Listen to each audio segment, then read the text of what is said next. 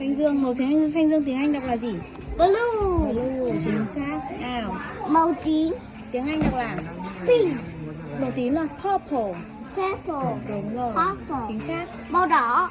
Red. Red, chính xác. Màu xám. Màu xám, đúng rồi. Gray, Gray. đúng rồi. Màu vàng. Yellow. Yellow, đúng rồi. Màu Màu- gì đây? Màu nâu. Màu nâu. Màu wow. Brown, chính xác. Màu trắng. Màu white. White, Màu xanh lá cây. Green. green, Màu đen. Màu black. black, ok. Màu tím. Màu hồng, đây là Màu hồng.